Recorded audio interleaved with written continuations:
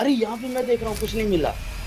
बंधुआ, देखो मुझे, मैं यहाँ हूँ। नीचे देखो, यहाँ हूँ मैं बंधुआ। हाँ, मैं यहाँ हूँ, बंधुआ।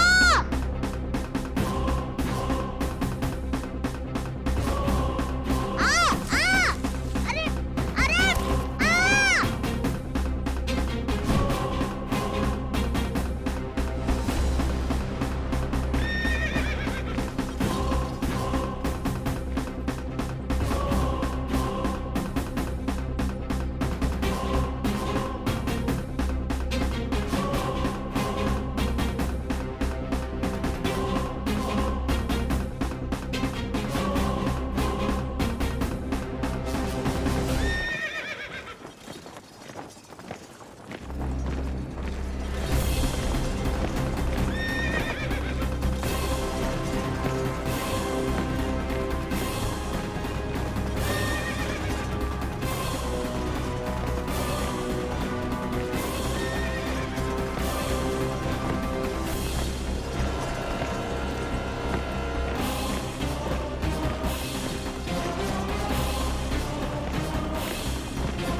रोक दीजिए।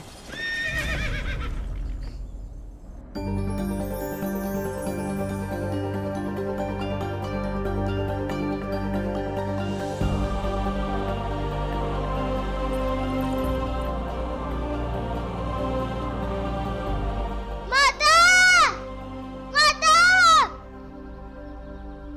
माता, माता, माता, माता, माता, माता, माता, माता, मारुति, मारुति! मारुति, माता, मैं यहाँ हूँ।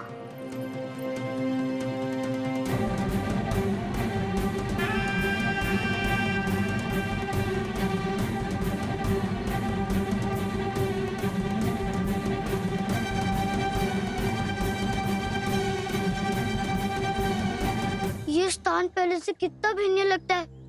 ऐसा लगता है कि वानरों की पूरी टोली ने धावा बोल दिया हो। मेरा मन कह रहा है कि मेरा मारुति यही कही है। माता, मैं यहाँ हूँ। माता,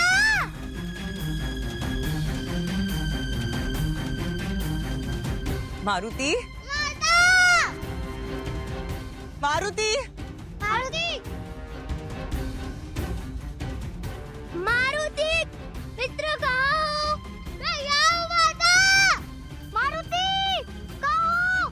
बंधुआ, देखो मुझे, मैं यहाँ हूँ। माता, मारुति! माता, माता,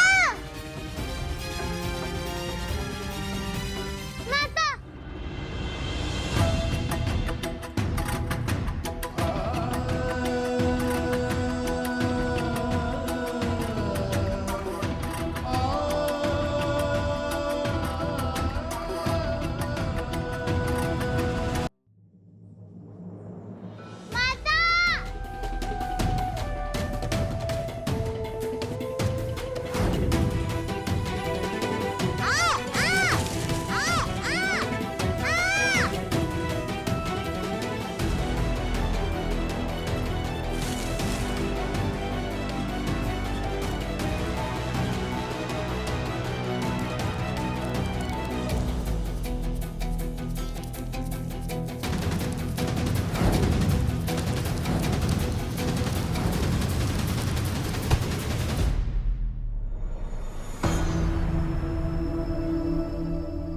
माता तक मेरी आवाज नहीं पहुंच रही।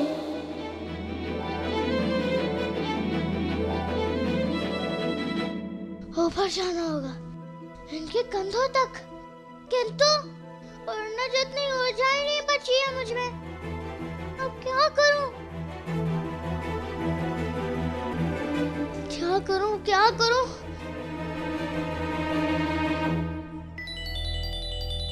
मारुति, मित्र कहाँ हो? मारुति!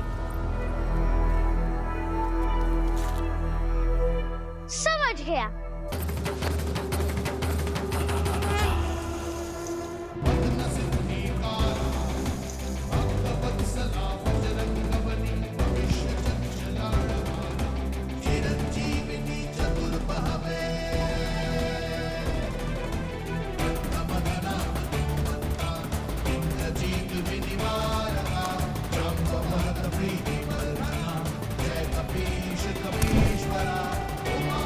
माता, बस को छोड़ो, मैं आ रहा हूँ।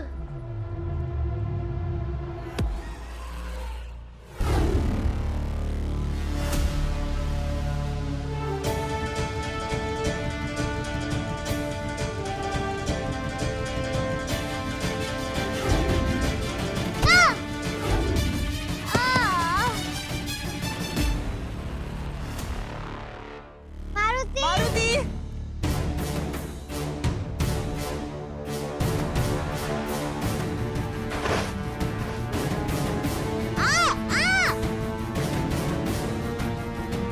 मुझे, छोड़ो।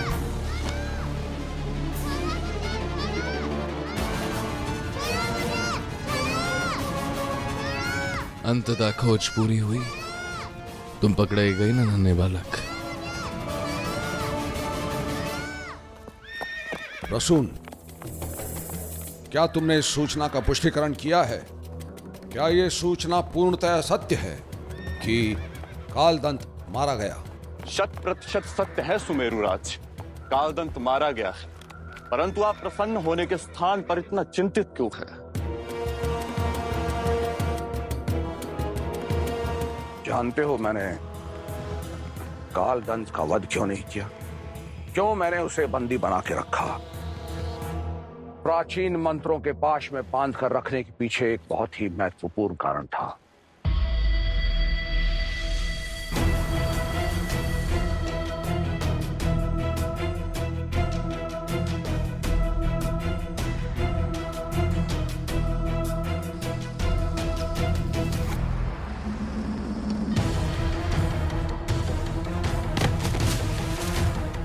जो भी कालदंत का वध करेगा उसे स्वयं काल का सामना करना होगा।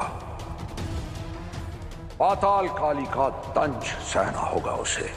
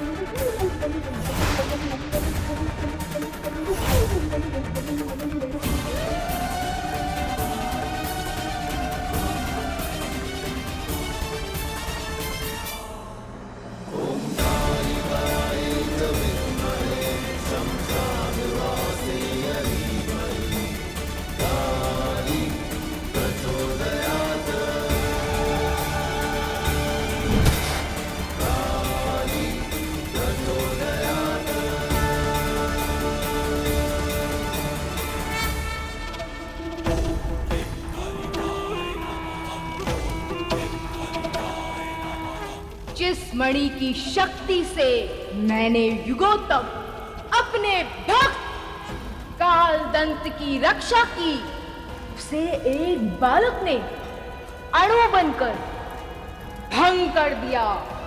अब उसे उसके दुस्साहस का दंड मिलेगा। पाताल काली की शक्ति को चुनौती देने वाले को स्वयं काल का ग्रास बनना होगा।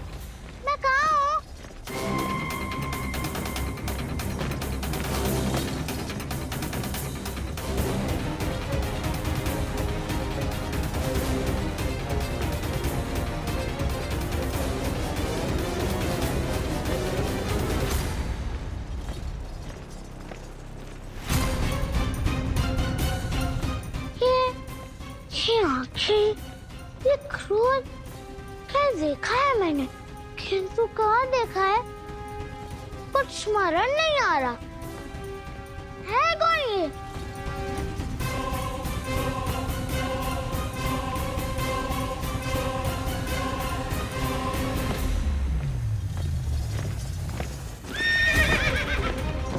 कुछ भी करके मुझे अपने वास्तविक रूप में आना होगा।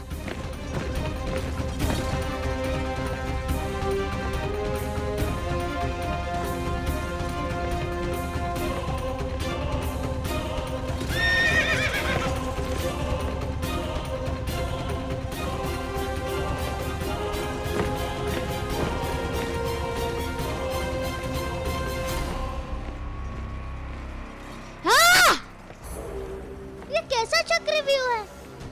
पहले छोटा नहीं हो रहा था, अब छोटा हो गया तो बड़ा नहीं हो पा रहा। कैसा चक्रव्यूह है? कण बनकर मेरे वर को कलंक करने वाला वो वानर अब मेरे श्राप के कारण कभी अपने मूल स्वरूप में नहीं लौट पाएगा।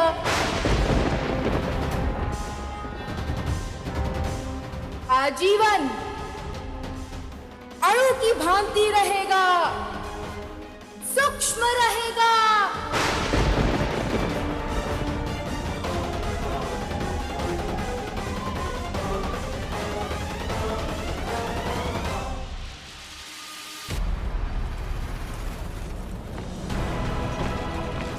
नहीं नहीं नहीं नहीं नहीं नहीं नहीं।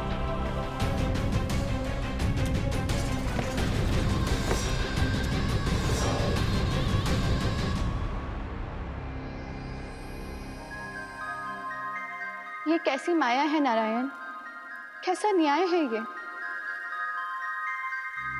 जिसे संसार में धर्म स्थापना का आधार बनना था, क्या उसका आकार सदैव यूं सूक्ष्म रहेगा?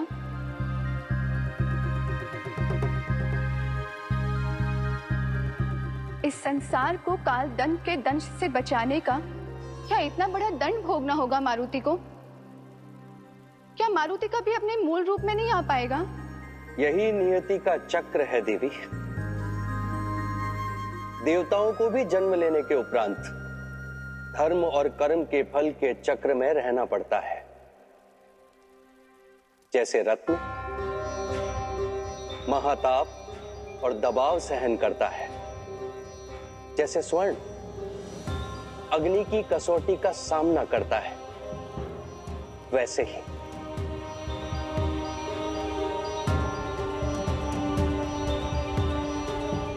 जिस क्षण मारुति ने अपने अभिमान का अंत करके अपने उन साथियों को बचाने का निर्णय लिया जो उसके साथ पहले दुर्व्यवहार कर रहे थे, उसी क्षण मारुति ने अपनी पहली सिद्धि अणिमा को प्राप्त कर लिया। मारुति का जीवन केवल यात्रा नहीं देवी, बल्कि उदाहरण है संपूर्ण संसार के लिए और ब्रह्मांड के लिए भी। और अब मारुति के जीवन की नई यात्रा आरंभ होने को है। वो यात्रा जो उसे संपूर्ण संसार का रक्षक बनाएगी, वो यात्रा जो अब हनुमान के नाम के साथ एक नया अध्याय जोड़ेगी।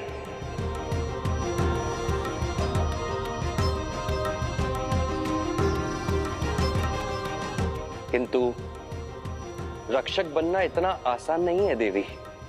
रक्षक बनने के लिए परीक्षा की आवश्यकता है देवी। जितना बड़ा पद पाना हो, उतनी ही बड़ी समस्या का सामना भी करना होता है।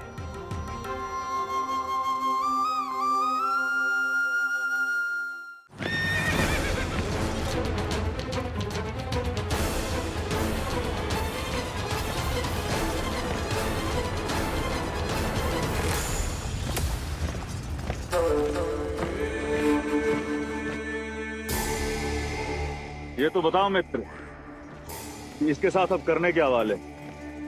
ये अनुरूप का शत्रु अब तुम्हारा बिगाड़ ही क्या सकता है कुछ? जानते हो मित्र, वन में हाथी को क्यों मारा जाता है? क्योंकि चींटी को सब बहुत छोटी समझते हैं। कांटा जितना छोटा होता है उतना ही चुभता है। दिव्य शक्तियां हैं इसके पास। मुझे सावधान तो रहना होगा। मार नहीं सकता इसे, किंतु बंदी बना के अवश्य रख सकता हूं।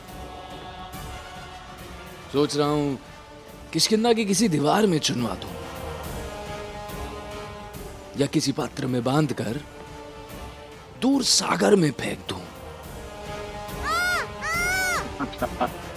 किंतु अभी नहीं, पहले इस खिलौने के साथ खेला जाए।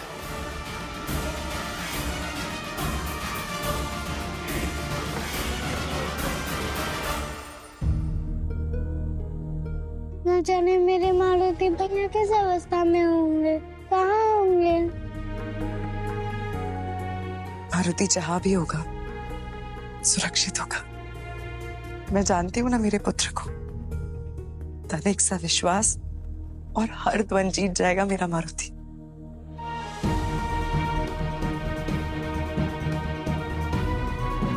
ये विश्वास तो मुझे भी है। अब तुम घर जाओ, तुम्हारे पिता चिंतित हो रहे होंगे और तुम दोनों भी अपने अपने घर चले जाओ।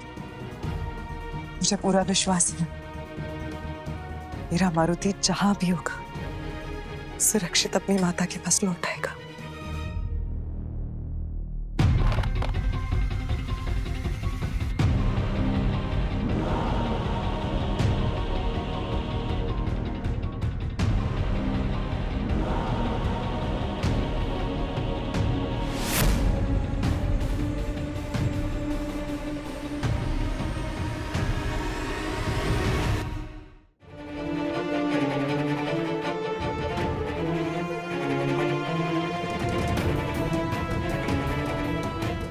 मेरे मारुति की रक्षा करना महादेव।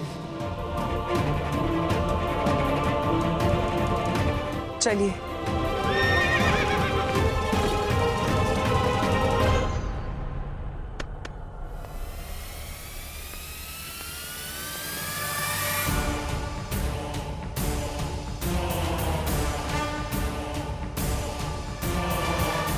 सारथी, राजमहल चल और अवश्य रथ की गति कम नहीं होने से। चलो।